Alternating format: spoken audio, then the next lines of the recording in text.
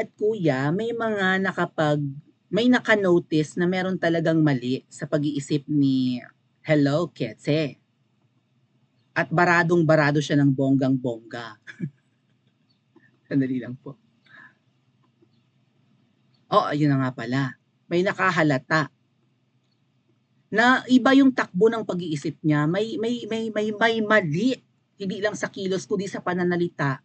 Siyempre, 'di ba yung ating namang ang lumalabas naman sa ating bibig ay kung ano yung nilalaman ng ating puso at kung ano yung tinatakbo ng ating isip. Kapag ka busy ang mga yan at dumadaldal ka, may sira na ang utak mo noon. I mean, I mean, dumadaldal ka nang hindi mo na pag-iisipan at hindi tao sa puso mo or something, right? Kumukuda ka lang ng ganon. Ano yun? Ay di baliwag Bulacan. Tama ba? Pranelya, praning. Or maybe dikta ng iba yung mga sinasabi niya. Napag-usapan natin kahapon, actually galit na tawang-tawa no ni binubuli tayo ng mga Ensaymada vloggers, mga ate at kuya. Dali lang po sa screenshot ko muna tong ating topic ha.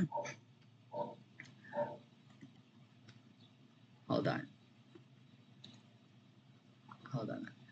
Pinagtatawanan tayo ng mga Ensaymada vloggers na bumubula daw ang bibig natin sa galit, tayo mga DDS, tayo mga Duterte supporters, dahil sinabi ni Kuting na walang nagawa si Duterte panahon ng nung kanyang administrasyon para tulungan ang mga biktima ng Yolanda. Siyempre nagalit tayo. Alam natin kung ano ang mga nagawa ni Pangulong Duterte. Mayor pa nga lang siya, pinakita ko sa inyo kahapon ng video, kauna-unahan pong dumating si Pangulong Duterte sa Mindanao, sa Tacloban na siyang pinaka parang epicenter nung epicenter talaga nung devastation ng bagyong Yolanda, November 10 po ng 2013, kung ako nagkakamali, no, Nobyembre, yung mga panahong bagyo yun talaga. So alam din ng mga Bisaya yan, they will never forget. Si Pangulong Duterte ang unang dumating doon, nagulat nga raw ang mga taga Leyte dahil parang bakit may mga nagdatingan ditong mga sasakyan ng mga army at kung ano pa man.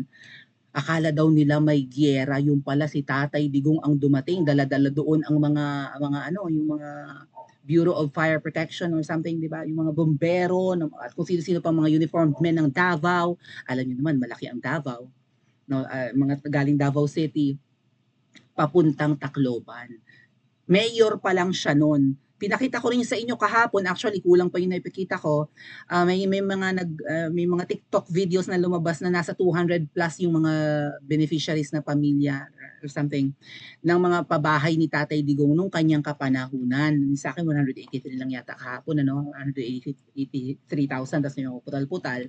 Nasa 200,000 families yata kung di ako nagkakamali ang nag-benefit ng mga pinagawang pabahay under PRRD administration doon sa Yolanda.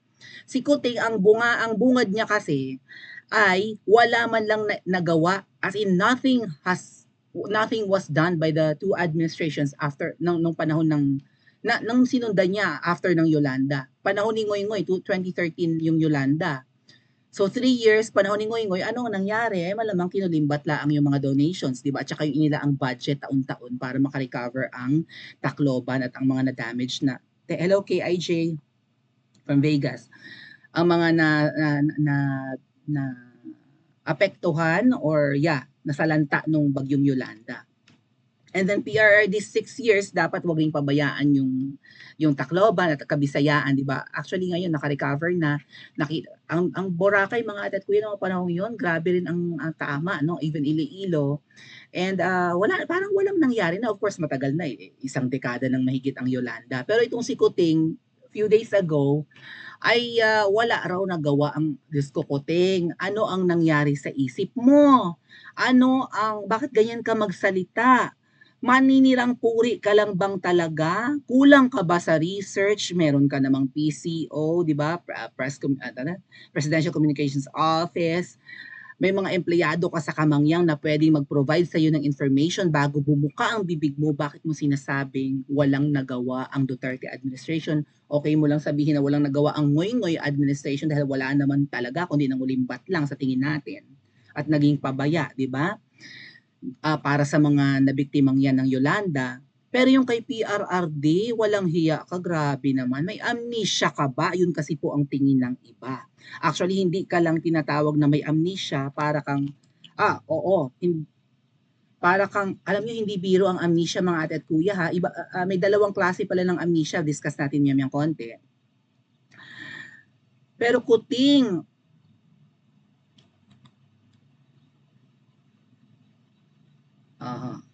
you're not telling the truth. Sinungaling ka lang ba daw or wala sa hulog? Sabi nga ni Kuya Jason Za. Okay? So, eto.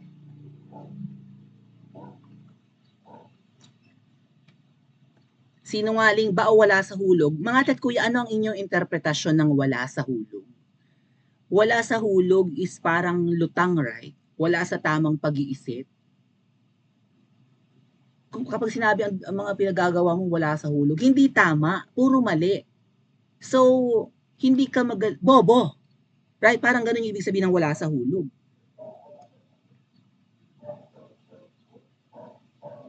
Sinungaling ba o wala na sa hulog? Wala na sa katinuan. Pwedeng ganun, no? PBBM is not telling the truth. May picture mga tat kuya, ayan nga po. So, panahon ni Tatay Digong, kasama ni Kuting. When former President, basahin ko yung article when former President Rodrigo Roa Duterte operationalized his administration's programs to help the victims of Typhoon Yolanda in Leyte, then private citizen Bongbong Marcos was with him. Panahon na binibilang yung recount protest ni Kuting laban kay Lugaw, kay BFF Lenlen, sumasama si Kuting sa programa ni PRRD patungkol para sa mga biktima ng Yolanda. Ayan ang picture. Kuting.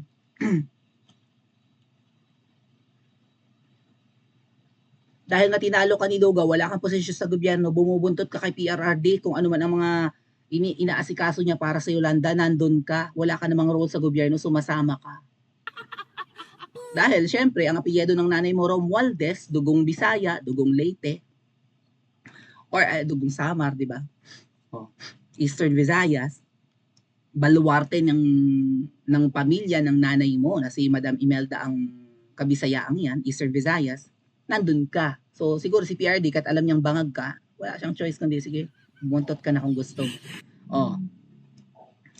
Klarong-klaro na ang presidente natin ngayon nagpapakalat ng fake news. Diyos ko po, Kuting, wala ka lang palang amnesia.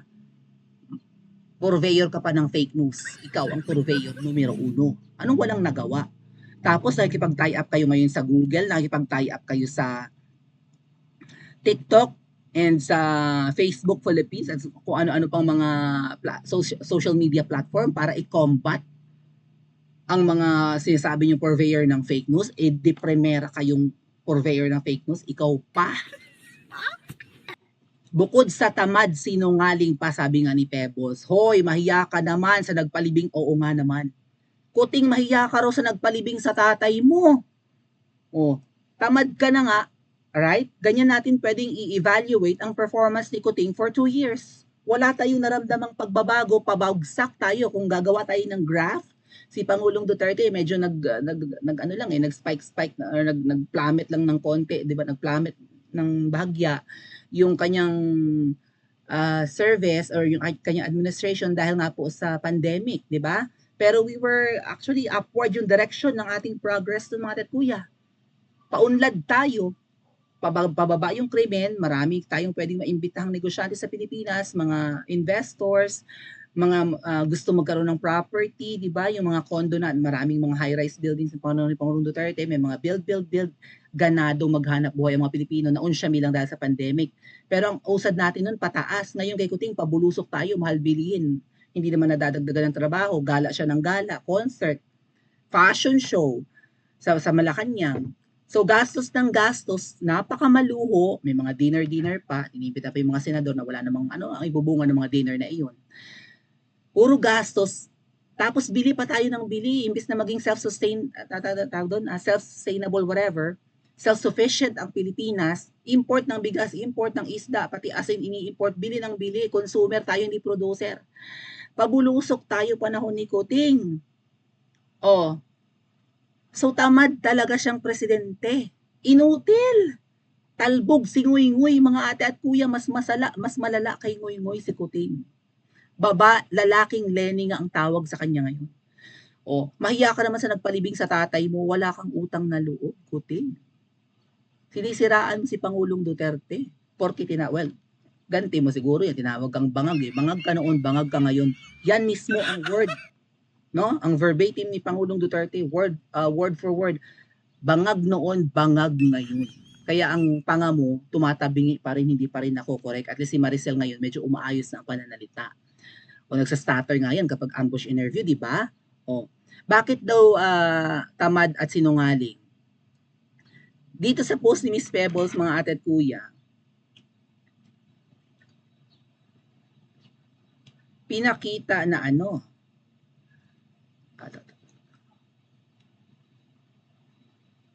post ni Miss Pebbles,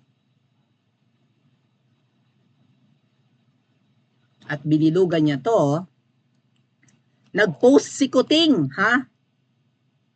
Mismong Facebook page niya, noong November 9, 2017, kasi parang yun eh, ginugunita natin November 9, so November 10 kasi yung Yolanda, di ba? So 2017 mula 2013, 4 years after, di ba? So siguro kaya sila pumunta sa Leyte para kumustahin naman yung mga after 4 years na nasalanta sila, pumunta si Pangulong Duterte. At nandun si Kuting, nag-post siya mismo sa kanyang sariling Facebook page na may blue check, verified.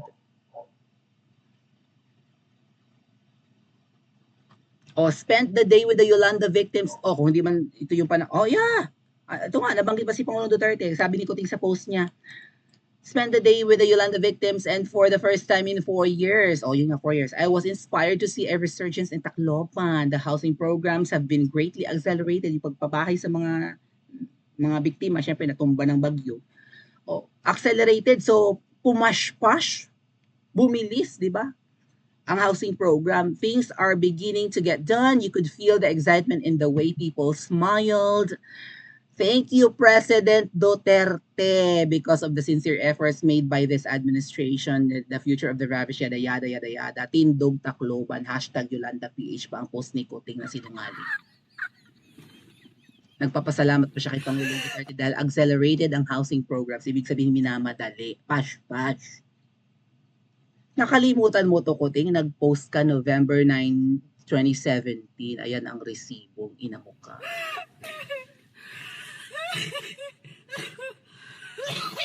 At dahil nakalimutan mo, ang sabi ng iba, ikaw ay may amnesia. May amnesia si Kuting. At ito ay sakit sa pag-iisip.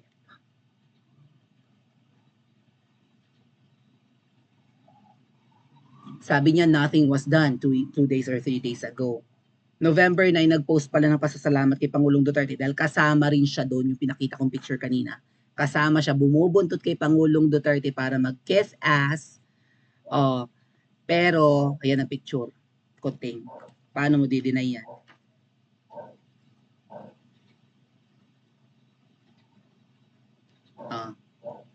Anong nothing was done, nandun ka?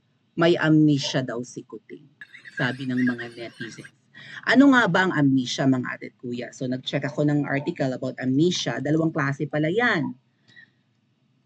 So ano yung mga causes? Bakit nagkaka-amnesia ang tao? Diba? At anong klase yung mga amnesia na yan? Ito yung article. Pakita ko sa inyo. And then basahin ko ha. Very mabilis lang. This is from clevelandclinic.org. So Cleveland, Ohio ng US, right? Itong article. Amnesia is when you have significant memory loss. Sobrang pagkawala ng iyong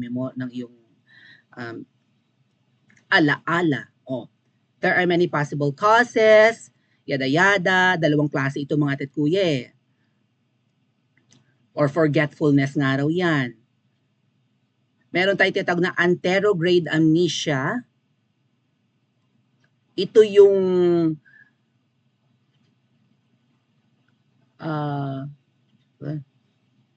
hindi ka makagawa ng panibagong memories. Halimbawa ngayon,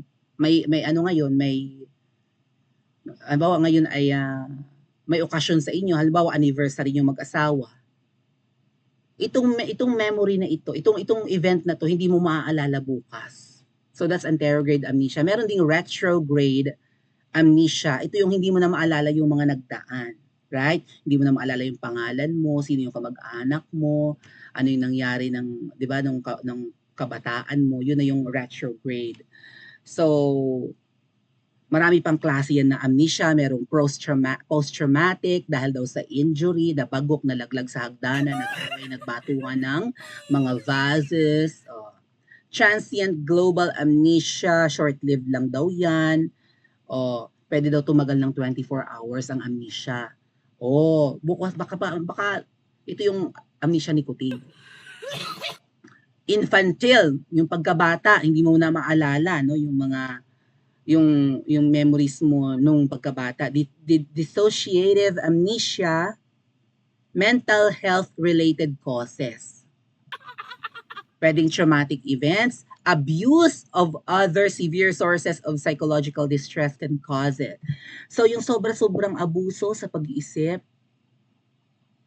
tapos yung mga traumatic events na aksidente, na barug at kung ano paman, pwede maging cause ng dissociative amnesia.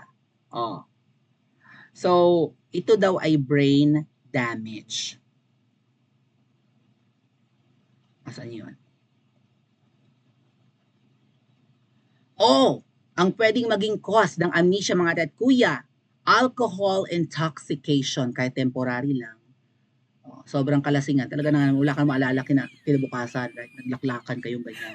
Blackout daw ang tawag dyan. Mental blackout. Yung Alzheimer's, mga matatanda, di ba? Brain aneurysm, ano ba yan? Yung parang dumugo ang utak or something. Brain tumor. Kapag may tumor ka sa utak, pwedeng maging cause. Cerebral hypoxia, whatever. Ang kakulangan ng oxygen sa utak, pwedeng maging cause ng amnesia. So, dapat po talaga siguro humihinga tayo ng regular, or di ba, healthy ang ating respiratory system, pati yung ating environment. At kung ano-ano pa, drugs and medications, pwede maging cause ng amnesia. Mga anesthesia, mga sedatives, no, pampatulog, mga pampamanhid. Pwede maging cause pala yung mga droga, epilepsy, mga isay-nisay, head injury, mga concussion, mga nasuga, nabarog ang utak, nabasag ang bungo, and what? Infection, pwede rin. Pati yung mga Parkinson's disease, andae. Toxins and poisons, mga lason at kung anik-anik pa. Apakaraming causes ng amnesia. Pero ito ay mental health nga talagang problema.